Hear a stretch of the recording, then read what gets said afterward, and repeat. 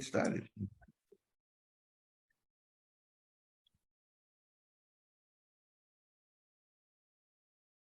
Okay, we good. All right. Good morning, everyone. It's good to see. Uh, let me see. Oh, gee, it's good to see so many people. uh, Paula, hello.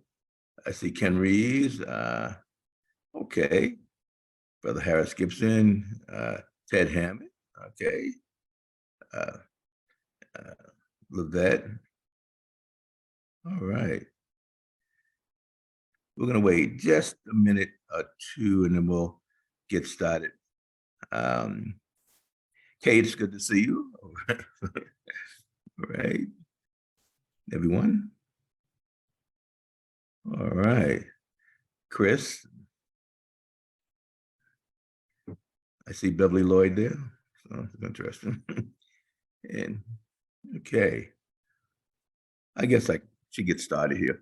I'd like to welcome everyone. Good morning.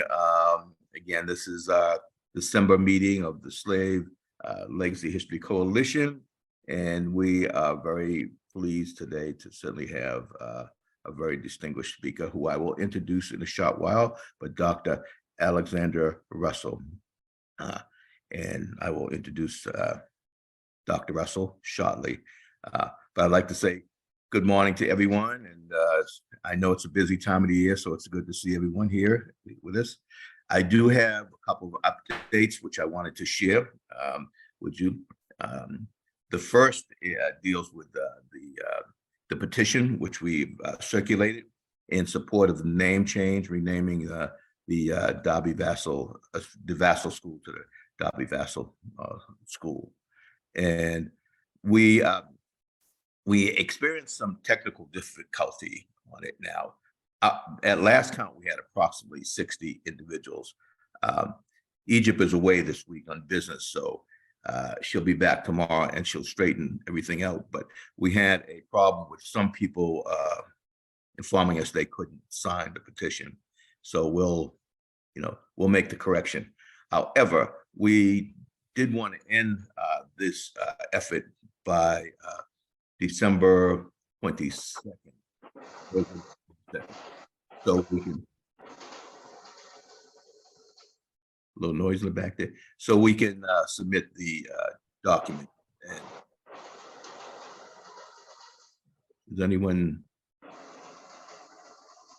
does somebody have to be muted?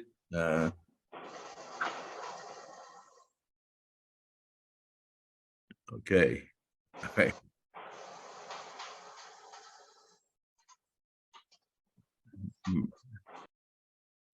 Okay. All right. Sorry about that. So, but the petition is going well. At last count, we had around approximately 60 signatories on the petition. And again, the Slave Legacy History Coalition is not going to be in the business of circulating petitions. We just joined this effort as a result of what it's in support of, and that's the name change. Secondly, we'll be launching a appeal campaign in 2023 to help support the efforts of the Slave Legacy Coalition. And with the support of History Cambridge and Marika Van Dam, we were able to develop a fiscal agent agreement while we're in the process of applying for our 501c3. As you know, it can take a period of time. So we want to thank History Cambridge for acting as our fiscal agent, and we were working closely with them in terms of the management and reporting of the funds.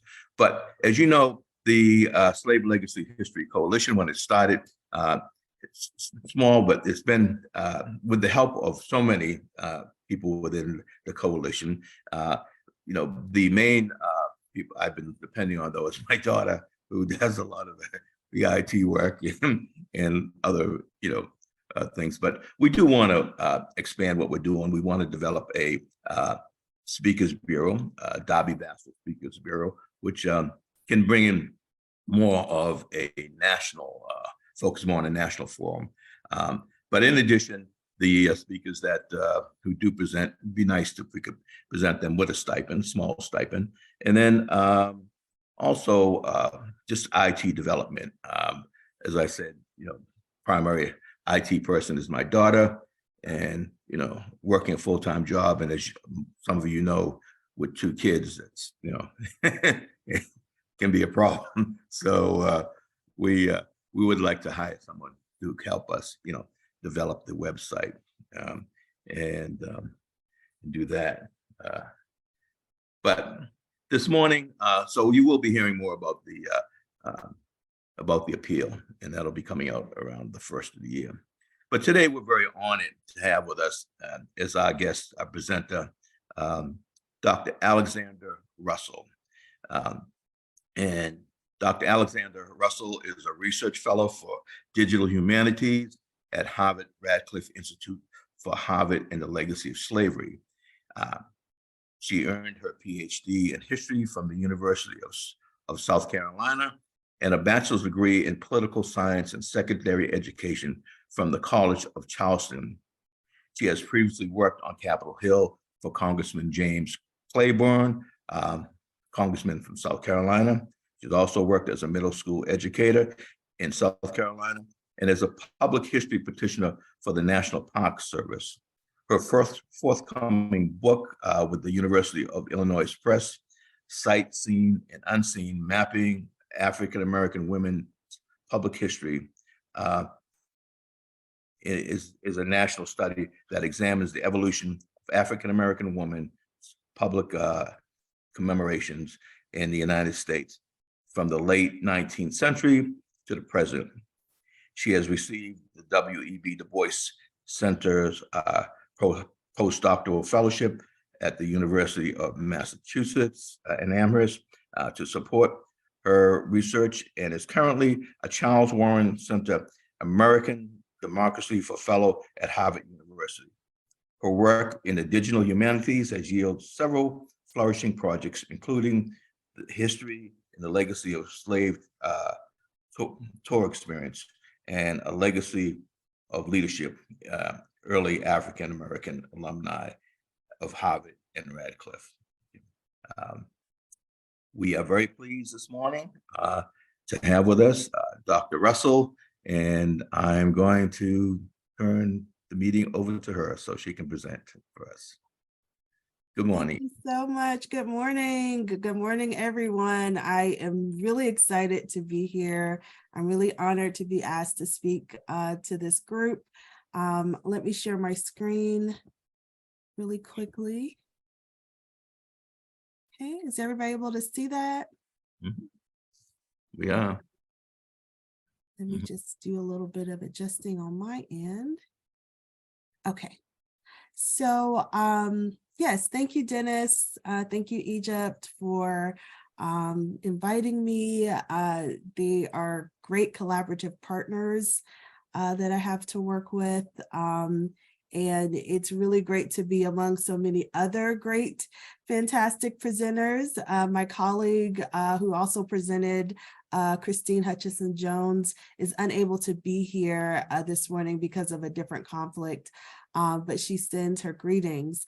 I want to start by thanking also Dean Tamiko Brown-Nagin, who is the chair of Harvard and the Legacy of Slavery and the dean of Harvard Radcliffe Institute. Her extraordinary scholarship and leadership has really been a joy for me to experience, and it's been a great opportunity all around.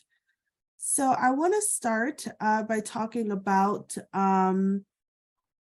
the first major task that I had when I first came to the Harvard Radcliffe Institute, which was to develop a walking tour that would correlate to the Harvard and the Legacy of Slavery report that was coming out in the spring. And so in order to create the tour, I developed a distinct interdisciplinary methodology to create the scope and the content of the tour. to acquire the appropriate technology and to make it accessible in a myriad of ways. So I view this 10-stop tour as a celebration of all the research and collaboration that have made the Harvard and the Legacy of Slavery report a foundational history in the ongoing work of this presidential initiative. The tour is an opportunity for people from all walks of life to learn about the research findings in the report and how the history and legacy of enslavement has shaped the physical and cultural landscapes of the campus and the community. So I know we have provided the link for the tour in the newsletter that went out. It's legacyofslavery.harvard.edu. You can also download the tour. It is a virtual tour, so you don't have to come out in the cold. I'm going to be highlighting several aspects of the tour, but if you'd like to see it in full, I would highly suggest that you download the app. So one of the questions that I hear the most since since the report and the tour launched this past April is, how did you come up with this? You know, what is this interdisciplinary methodology that you were speaking about? And so I thought it would be good, particularly for this group, to talk a little bit about my background, as well as all of the different elements that went into designing this tour, because I think that the different things that I'll discuss will be useful for public history institutions and others within this group to design their own digital humanities projects. So the first element of my background and my interdisciplinary methodology is my profession as an academic and public historian. My research focuses on US, African American, and women and gender studies. I've published research that chronicles the memorialization of Black women, working on a book that will be coming out as well on that. And then as a public historian, I've worked for the larger institutions like the National Park Service. I've worked with local preservation organizations and also university museums like the Zimmerli Museum at Rutgers University. And these experiences have given me a deep understanding of how to create programming and disseminate complex historical arguments to public audiences. So, you know, when I'm writing, you know, for academic presses and those types of things, that's one type of language. When I'm writing for an exhibition or education curriculum, that's another type of language. And so having this duality in the history profession enabled me to take the major themes of the report and transform it into a narrative that was accessible to people with different backgrounds. Part of making the historical narratives accessible is really to think about it as curriculum that you're teaching people. I worked as a middle school teacher for several years near Charleston, South Carolina. And during that time, I developed the effective pedagogical strategies to teach history to young students. I was teaching South Carolina history, and I used visual, auditory, kinesthetic lessons that engaged and made relevant connections to the present. And so it's my experience and background as a teacher that also has allowed me to work with museums and organizations to develop educational guides to accompany different exhibitions and programs. And so this knowledge of my pedagogical background contributed to my thought process of how young people, how families, how those with limited knowledge on this particular subject matter would experience the tour.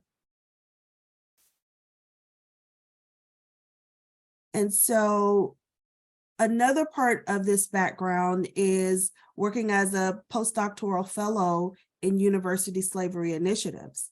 I began this work at Scarlet and Black with the Scarlet and Black Project at Rutgers University, which greatly prepared me for my project development at Harvard. Scarlet and Black was led by scholars Deborah Gray White and Marisa Fuentes two amazing scholars. They edited 3 volumes on the history of the university and were really exceptional leaders that provided the invaluable research and writing experience to graduate students and professional development to early career scholars like myself. And so in that position, I was really acquainted with the skills that I needed to collaborate with community partners and also gain allegiance and buy-in from administrators. And more recently, I worked with the University of South Carolina, my alma mater, with the Board of Trustees to highlight my scholarship about South Carolina native Celia Dow Saxon and publicizing the first campus building ever named for a Black person. And that was done last year. And so my perspective has really widened in working with university slavery initiatives in the South and the North in public and private institutions. And so this work coincides with national trends. Many universities are engaging in these studies, but it's simultaneously very localized. It's really the local history that brings out the meat of the project. And then my background with digital humanities, let me go back. I'm getting a little ahead of myself. Okay, there we go. So digital humanities, sometimes that can be a mystical word, but it really just means an online project based on scholarly research. And so I began working in the digital humanities field when I was a graduate student. I had a vision of developing a website that coincided with my dissertation research to make it accessible to a wide audience. And so ever since then, I've embraced the field. It's given me a creative outlet to be innovative and to be bold in ideas. One workshop I attended posited that the Black digital humanities are based in the imagination. And I've used my imagination as an invitation to really have no bounds to what I'm able to conceptualize. While many digital humanists debate about being able to code and build websites, I think that can really be a barrier to scholars, public historians, community members who really want to engage in online content. And so my advice to those wanting to begin a digital humanities project is to focus on the research and use your imagination. And then you partner with design teams and programmers who specialize in those specific areas to make your vision come to life. And my favorite thing about the story application that we use to develop the Harvard and the Legacy of Slavery tour is that it's completely customizable. And so you can make it exactly what you want it to be. And my knowledge, my background in digital humanities empowered me with the language and the insight needed to acquire the appropriate technology, which also aligned with, of course, accessibility standards that allow for an equitable experience of the tour. So those elements are my interdisciplinary methodology. And in addition to that, I have conceptualized 3 principles of creative development for projects in the digital humanities. And these principles demonstrate how and why I chose to implement certain features in the tour. So in addition to the 10-stop tour, if you open the app, there'll be a section called the tour experience. And then the other section is called reflections. And this is for visitors to really explore and reflect on the history that has been presented in the tour. So as historians, we know that there are some things that we just can't document. And so I mentioned in the recorded introduction of this section that the movement of interpretive dance, the feeling expressed in poetry, the impact of visual art create really new experiences for visitors to contemplate about the historical landscape of enslavement and their legacies in our society. Embracing the arts in tours like this one evoke the senses and comprehension meters to retain the history in a meaningful way. The sound, the look, the feel of the arts are all intentional educational connections in which people from all walks of life can find meaning. And this is a beautiful excerpt of Naila Randall Bellinger's choreographed piece, Initiation, A Love Solidarity. It is a beautiful piece. It has been a really privilege and great honor of mine to be able to work with Naila. And I really recommend that everybody go and check out the dance film in its entirety. So the other principle that I'd like to discuss is the ethical and cultural connections. So beyond consultantships, volunteer committees, what I believe is that those whose ancestors were enslaved should be in empowered positions of leadership and supported in their career development through their engagement with university slavery initiatives, and even more broader than that, through public history slavery initiatives. Making cultural connections also extends to the constituencies impacted by this work. And for Harvard and the Legacy of Slavery, one of our central audiences was, of course, students. And so one of the things I wanted to incorporate from the very beginning was that students be a part of the tour, both undergraduate and graduate students. And they literally have a voice in the project. They are the official guides, we call them voice actors, of our virtual tour.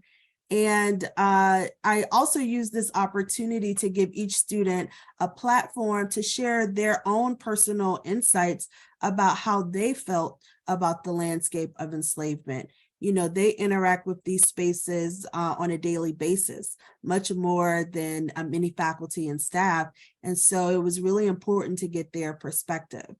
So I have a couple pictures here. Kyra March, who's pictured with me in the Hip Hop Archive, located in the Hutchins Center for African and African American Research, which is stop 4 of the tour.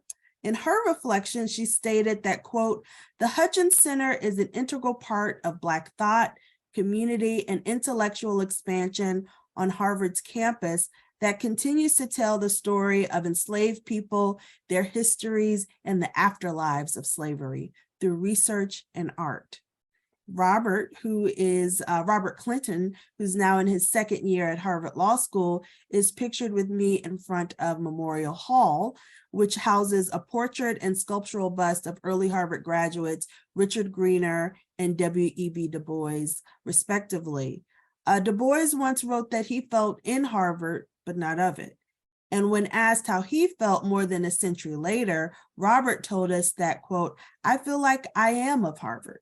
I feel grateful that when I go to class, I see lots of other people who look like me, people who have experience kind of in the real world and understand that law isn't just about theory. It has a real world impact on people." And so in addition to engaging with local constituencies as students, another part of the principles of creative development is creating community partnerships and local engagement. So there is many overlaps to the last two, but I wanted to talk a little bit more about the spatial and historical elements that comprise the tour by thinking about how the Cambridge community outside of Harvard's campus is a part of this narrative. And so there are 3 stops in the 10-stop tour that are not actually on Harvard's campus. They are Christ Church, which I'll say a little bit more about in a second, the Old Burying Ground, and the Cambridge Common. These communal spaces illustrate how the Black experience is interwoven into the landscape of the city and are not bound entirely to the campus. So Christ Church is the 2nd stop on the tour. As we all know in this group, it houses the Vassal family tomb in its basement, which is also the burial site of the formerly enslaved Darby Vassal.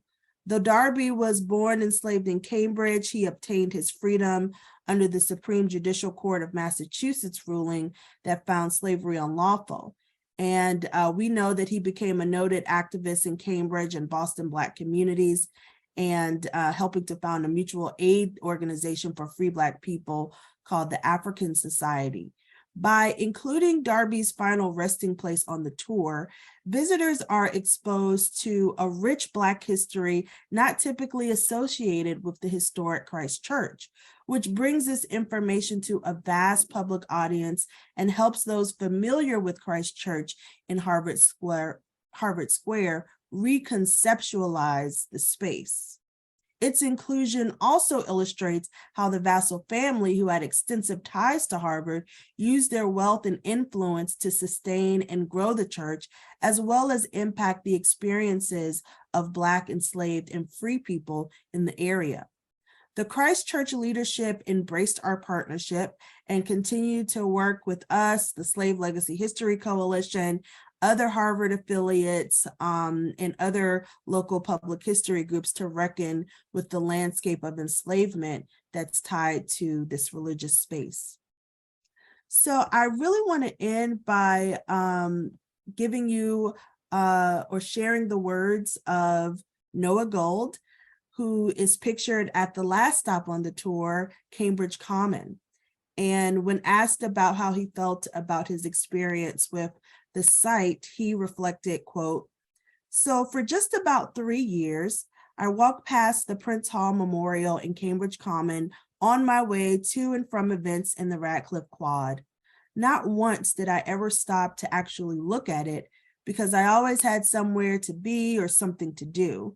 And I expect a lot of other Harvard students think of it pretty much in the same way. But when I actually stopped to look at the memorial, I realized just how much I'd been missing out on. A lot of American history classes like to pretend that abolitionists didn't appear until just before abolition. But Prince Hall is proof that the fight for abolition was born before America itself. And Harvard and the Legacy of Slavery is going to spread the word." So this tour, created with an interdisciplinary foundation and ethical engagement, provides a deeper understanding of Harvard's complex landscape in the past and the present, making the history of slavery and its legacy accessible to all who encounter it. So thank you, Dennis, and the Slave Legacy History Coalition for letting me spread the word to you today. And I look forward to your feedback and conversation. Thank you. Dr. Russell, thank you very, very much for that. For those of you, a couple of weeks ago, I say a month ago, we had a chance, my wife, daughters, granddaughters had a chance to take the tour, and it was very, very compelling. So I would encourage anyone who is here to take advantage of it, and the connection, the link is on the email that we sent out, and how you can connect to Dr. Russell, and she can set up a tour, if I'm correct. Yeah, but it is wonderful. And I'd just like to open it up now for a moment. If there's any questions that anyone may have, because there was quite a bit, starting with Dr. Bellinger's wife's dance, just the process that Dr. Russell laid out. Anyone? Barbara, could you unmute? Could you unmute yourself? You're muted. I am awed by what this tour provides and opens all of us up to. And I'm thinking, but it must have cost a huge amount and a huge amount of time. And so if we don't have the kind of time and people that Harvard can call on, how would you suggest moving forward? Sure. Well, thank you so much. The great news is that it actually didn't cost a lot. The story platform is accessible. You know, a lot of local municipalities use the platform for their kind of tourist engagement. And as we know, their budgets are pretty tight. So, you know, it didn't cost a lot in terms of financial means.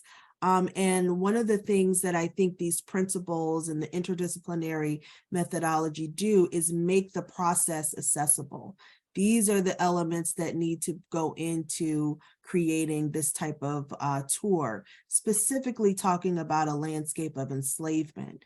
And so I think if you use these principles, it would make the process much easier. It is a collaborative process. So the good news is that you don't have to do it all by yourself. Thank you so much. And I have to say that I have a very similar background to yours with a PhD and with middle school teaching. And I do public history here in Brookline, created in Brookline. But wow, you inspire us. Thank you. Thank you so much. Now, what are you doing now that this is done? Well, we are actually, some of the excerpts that I read from the students, we are enhancing what we have. So we'll be adding little excerpts to the actual tour as well, and adding some more information on the website. I had an opportunity to interview Naila Randall Bellinger. And so that will be going up as an additional element for people to see. Which is an amazing interview. And so I'm working on that. I'm also working on a Legacy of Leadership project, which highlights Black alumni. We are revamping what we have on the site and doing a new design of that. So those are the projects that I've been working on the last 6 months or so. Okay, excellent. We have a couple of comments in the chat. One from Nicole Piper Brink, and who was the producer of the Darby Vassal video, for those of you who have not seen it. But Nicole said she would love to hear more about the curating process and deciding on what to tell and how much to tell at each stop. And what was the framework for your guideline through making these decisions? Sure. So it was a collaborative process. You know, I kind of came up with the framework, and then you know, the first draft of the script or the narrative, and then we kind of worked collaboratively as a team to enhance it and revise it. The process took a lot of walking around and getting lost. It took a lot of thinking about things. I wanted to see what was here. So I took several tours based in Cambridge, some that were online and some that were in person. I take a lot of tours in general, just because I want to think about the experience of a visitor a lot of times. And so that was kind of in the back of my mind. You know, what are the key takeaways that we want people to get now that we've kind of curated what the stops will be based on the research in the report? What do we want people to know? If they only remember one thing, what is it that we want them to remember? And so those types of themes and questions shaped how we approached each stop. And it was the research is based on what was happening in the report. And so, you know, some things were being drafted as I was drafting the script for the tour. So it was very collaborative in that way. Mm-hmm. Very good, very good. Any other questions here? I see that Kenneth Freeze has his hand up. Oh, Ken, yes, I'm sorry. Can you unmute, Ken? You're on mute. Okay, I'm unmuted, I think. Yes, you are. Thank you. I should just say I'm on a train in Florida, so we may have a little sound interruption, but hang in with me, please. I'd first like to congratulate you on this morning's presentation. it is so wonderful to have a coherent tour of sites that are important in the story of African Americans in Cambridge, particularly those associated with Harvard, that is both walkable and really accessible in terms of understanding what is a very complex story, but at the same time, one that must be told to those who don't have a PhD. I would say that as a founder of the Cambridge African American Heritage Trail, what you have done is really great, because our trail, and we were responsible for the initial markers of places like the Du Bois house where he lived while he was a graduate student at Harvard. And actually we have Mr. Greener and Alberta Walker and others on our trail, but finding a way to connect them both thematically, and we've always had the big distance problem. So you have done a great job of making it a real walking tour. And I think that's brilliant. I should just lastly say two things. One is that I just celebrated my 50th Harvard reunion in June. And I was a member of the reunion committee.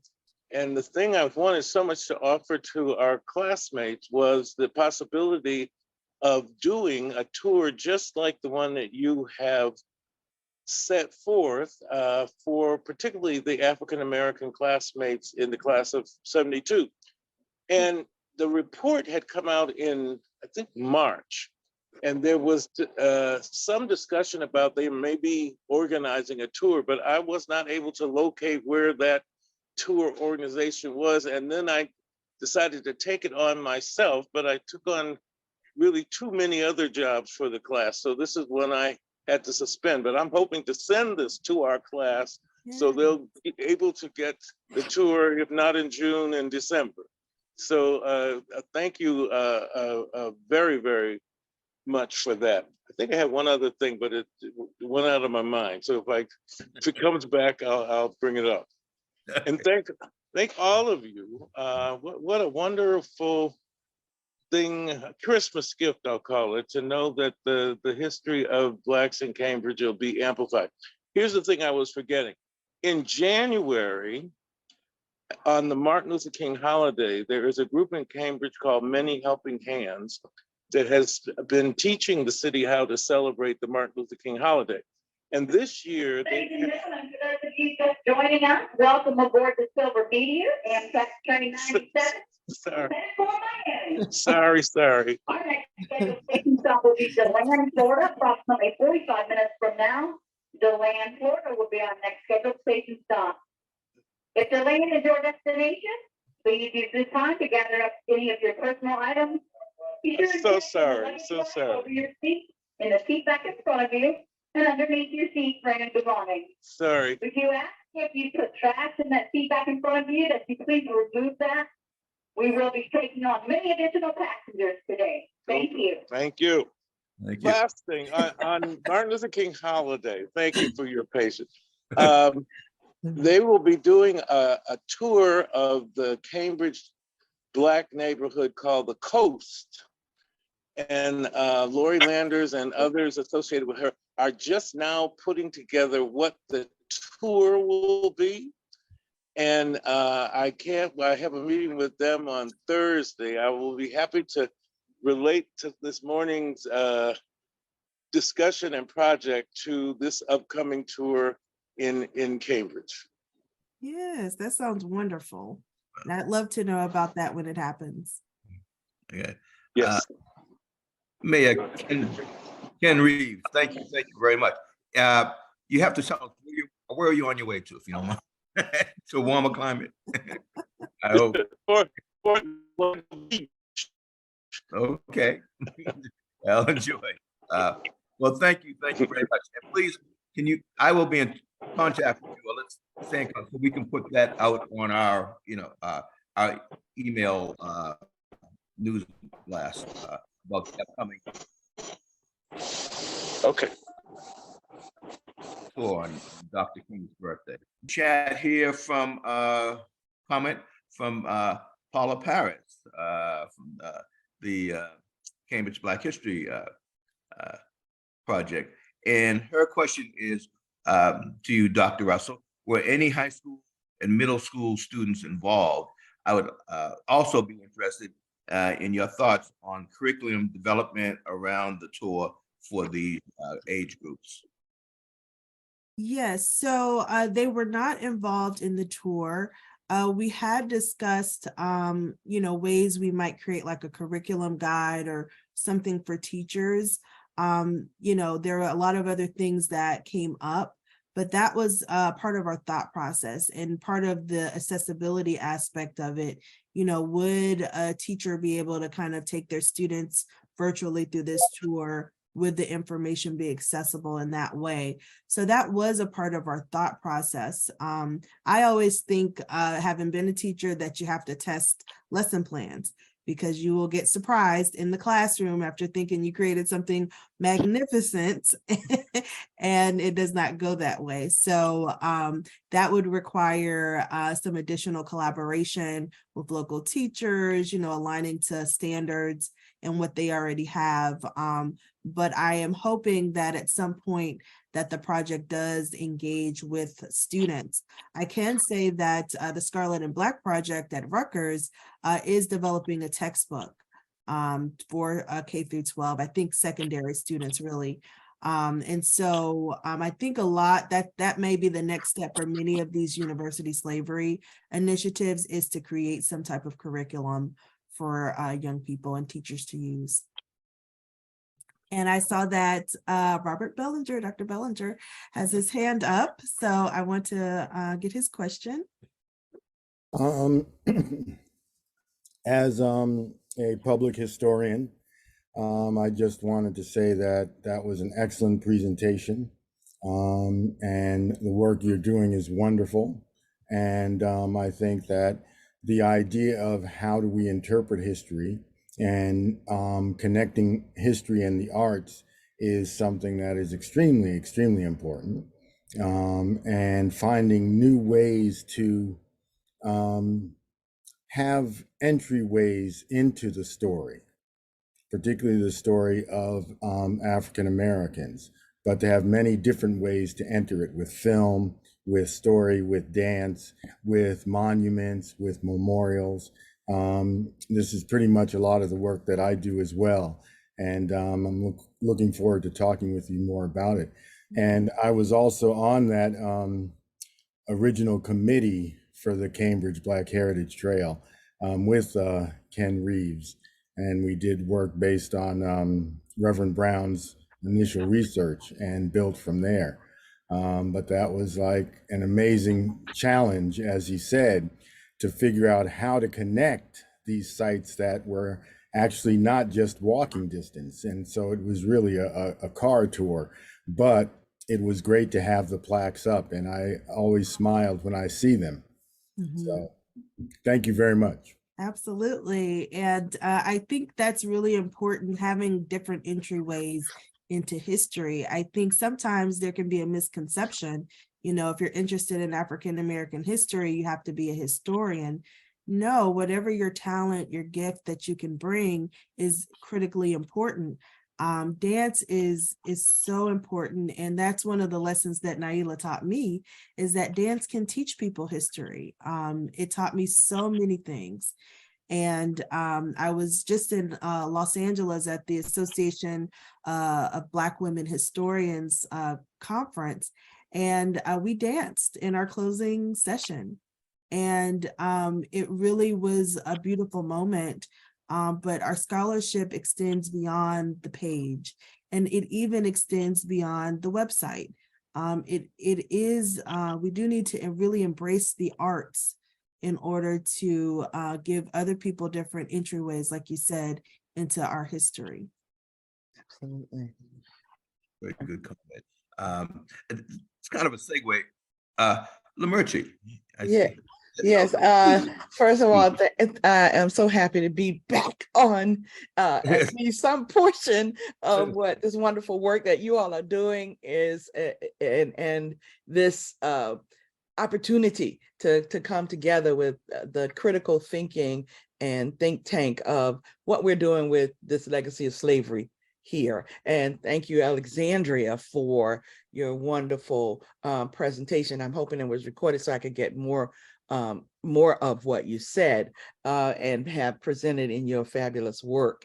I'm very happy to see Dr. Bellinger here and Kenneth Reeves. We are looking at a time, I think, that has come to a great acknowledgement across the country of what slavery has meant and what it will be as its impact in the centuries even forward, and that this work has exploded. So I'm happy to see that there will be some really critical names and work of people like you, Alexandria, and what you're doing, Dennis, too, and Robert, to elevate how we think of these segments of history, examine them, and elevate American history to have this broader, expanded narrative. So I want to offer that, since I'm still an independent historian, attaching in this way to what you're doing. I also want to offer that I have made some segue into the representation of the three churches and congregations led by the First Church with Dan, to offer art and creative sessions to look at the trauma, crisis, and violence of what has been happening to us in this cauldron of slavery. And where, with all of this, that I see people responding in particular events that we've had, including the bottle trees on historic Cambridge grounds, where we may store some of this information. It is hard stuff. It is critical to be able to deal with what next, or where do I position myself? And so with that, I've designed a series of workshops that would help us through the art and creative core of ourselves to explore some of how this has impacted us. And a schedule of these events through the First Church will be coming out in the early, probably late, January, for us to be able to come together and think through how this is impacting us individually and collectively, and have a way of being mindful about what we're uncovering, that this is not easy. And psychologically, we are bearing a lot of weight, whether it's anger, whether it's dismay, whether it's finding out about the injustices that are facing us with the reveal of this history, and how to restore and repair. So I will send an announcement through the proper channels, and to you, Dennis, and there may be even an opportunity to do some of these hybrid, but having something to address our own conscious efforts with this. Absolutely. I thank you. We'll look forward to receiving that information. And as you mentioned, let me just, Kate Finn also asked the same question, Lamerchi, that you did. Are these sessions recorded? They are, and we will make an effort to resend a link to the recording of this particular meeting and other meetings. So that's another to-do item.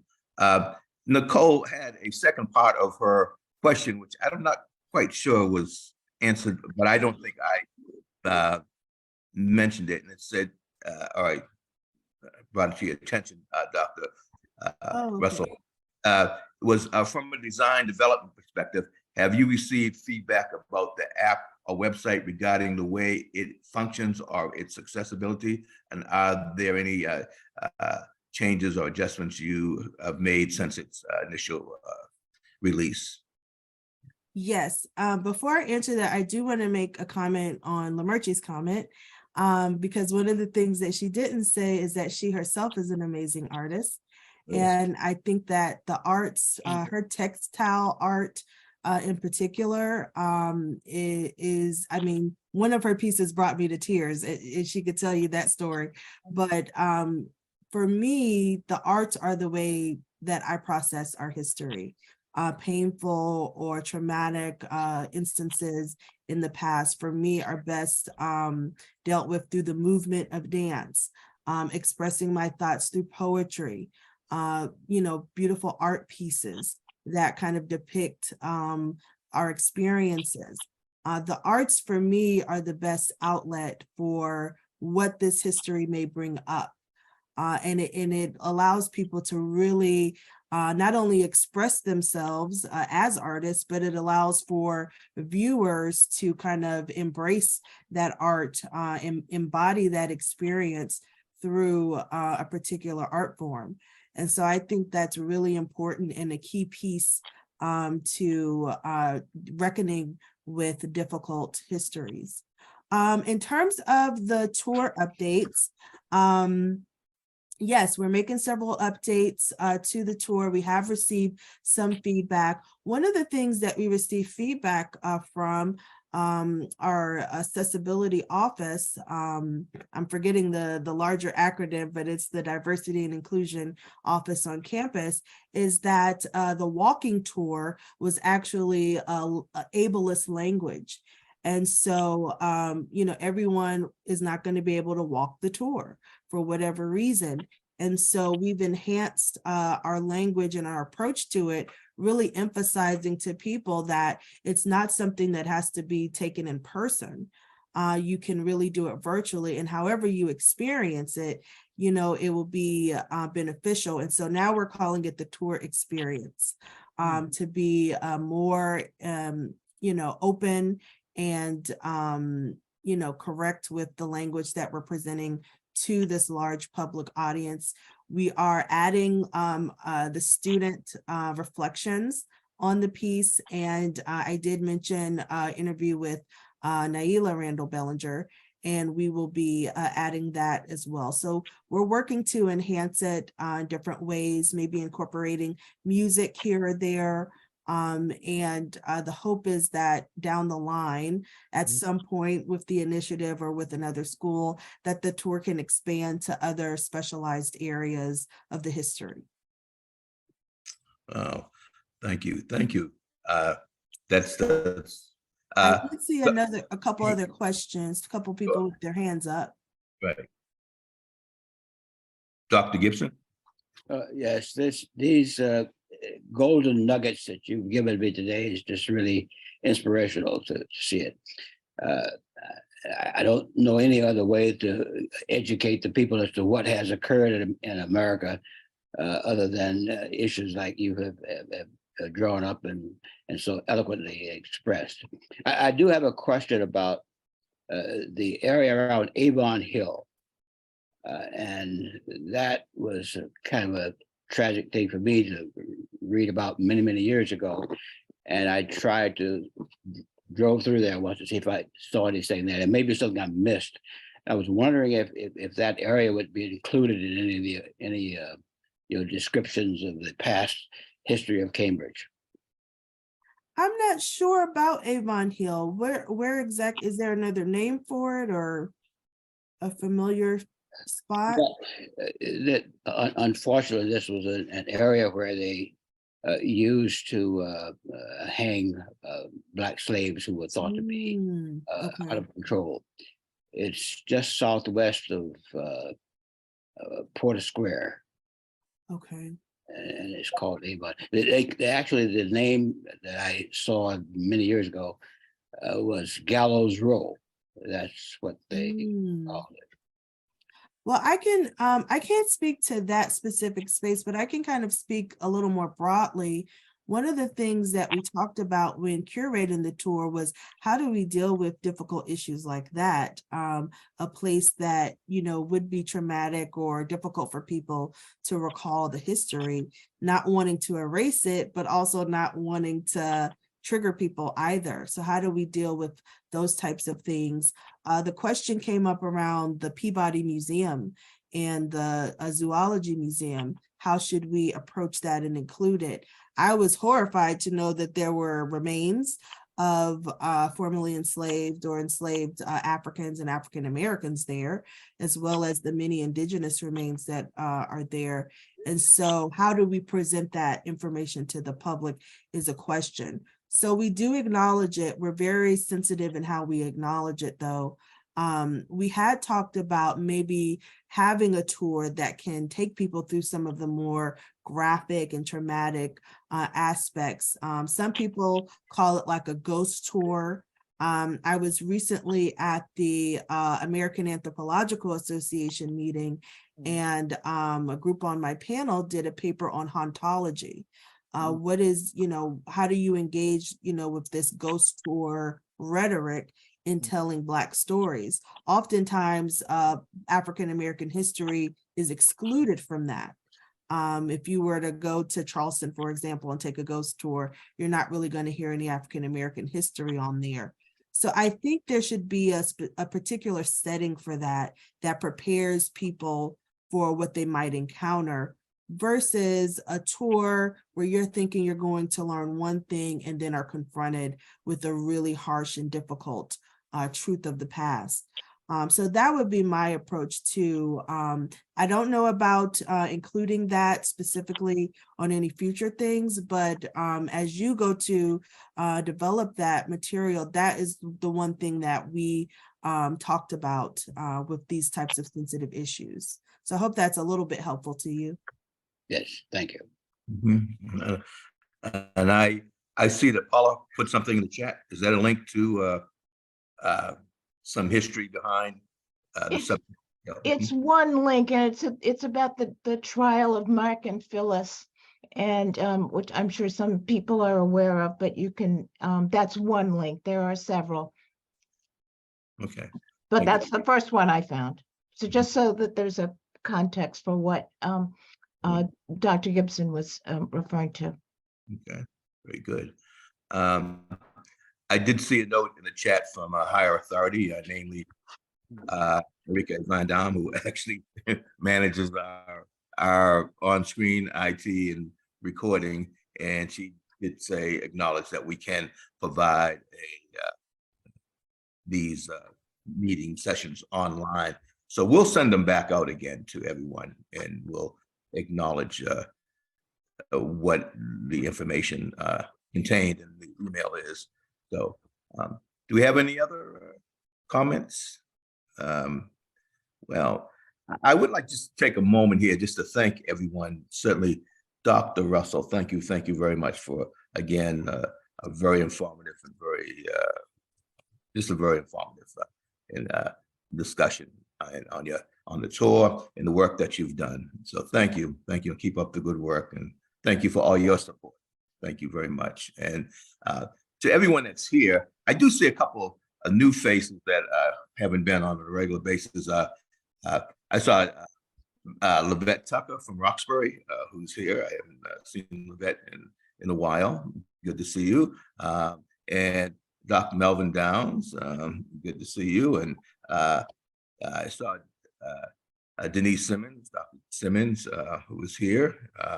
And of course, you know, so everyone, Barbara and Nicole, and certainly Mayor Reeves and Minnie, and so we are very thankful for Emily and Chris. So I shouldn't start mentioning everyone's names because you always miss somebody, Dr. Bellinger. But I will say that in this last year, since we've been moving forward, you know, with these monthly meetings, there are a series of people that I would like to thank. If you recall, back in January of 2022, we had Dr. Kerry Greenwich from Tufts University. She spoke, and she spoke on Monroe Trotter and his influence through The Guardian that he published. Then we had Richard L. Taylor, who's a historian, businessman, and a Rhodes Scholar, Boston University's first Rhodes Scholar. He spoke and just about the political influences that African Americans have had in America over this last, hundreds of years. And then Dr. Bellinger, Dr. Robert Bellinger, historian, educator, who spoke about the Lexington and its, connection to the slave legacy diaspora, and Lexington's involvement with the history of African Americans, and certainly in the Massachusetts community. You see, then the Longfellow House with Chris Began and Emily Levine, who in April spoke about the Longfellow House, their connection to slavery and the Vassal family, and their continued participation in the legacy of slavery and what the institution is doing. In May, we had Dr. Christine Hutchinson Jones from Harvard University, who spoke on the recently released report that Harvard had put out on the legacy of slavery. And, that certainly, again, was very well received. In June, we had Pam Goncalves from the Black Choral, and she spoke about using art, which is many of the points that were spoken about today, and the exhibition that was held over at History Cambridge, and how through art we can commemorate and reflect on the history and the legacy of slavery. Again, a very, very colorful presentation. And then in September, we had Nicole Pipen-Brink, who was the producer of Here Lies Darby Vassal. And if you did not have an opportunity to see that, please do. We do have a link on our website, which is www.slavelegacyhistory.org, and you can connect at that point. But what Nicole did was did some research, certainly on Darby Vassal, and then she put that into a video presentation and focused on where he is buried in the undercroft of Christ Church. And Darby Vassal is my great-great-great-grand descendant, and my family's great grand descendant. So it was very touching to see the work that Nicole did. And that particular exhibition remained on the grounds of Christ Church for approximately 30 days and on a multi-screen presentation. So many people had a chance to see it. Then in October, we had Charlie Sullivan, who I see here today. Thank you, Charles, for being here. And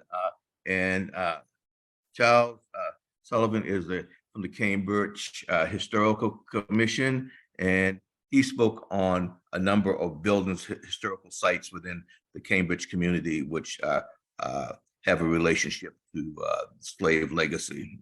Again, very exciting and very informative presentation. And then that same day, it was followed by Lauren Goshliff. And we took a tour of her house. She is located across the street. Her house is located near the Longfellow House, and it was the former residence of the Vassal family. And so we took a tour through the house, and again, it was very exciting, and to relive the history and to look at the architectural significance of design during that time period. And then in last month, we had Cambridge Black History Project with Paula Paris, Frank Lucas, and and Shonda Selby.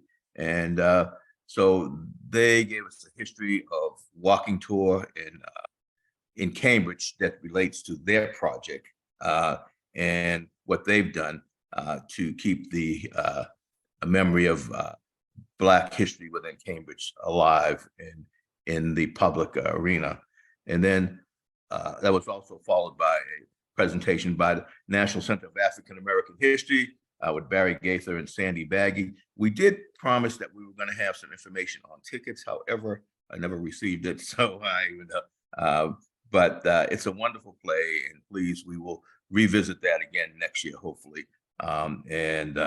so that people can attend that particular performance. And of course, today, Dr. Russell, thank you very much for what you've presented today. So this has been a very exciting year, very exciting year. And I hope that everyone who has joined in on these particular sessions, that they've learned something that, I know I have. And it's good to exchange this type of dialogue so that we can inquire and keep the whole conversation about the legacy of slavery alive. So with that, I am going to wish, unless anyone else has a comment, I would simply say that I'd like to wish everyone a happy holiday. And we do have an exciting program during the 2023 year. We'll be looking at the influence of the African American Church on the Black experience in America, and certainly in the Cambridge and Boston communities. So we look forward to having individuals speaking who are a member of the religious community, in addition to seeking out a broader audience of individuals who are institutions that are involved with the history of and preservation of African American history here in America. So we look forward to seeing you in 2023. We wish everyone a happy New Year, happy holiday, happy Kwanzaa, and we will look forward to seeing everyone again in 2023. So thank you. Have a good day. Thank you for being with us and joining us. And thank you again, Dr. Russell. Okay. Thank you. Dr. Bellinger. Take care.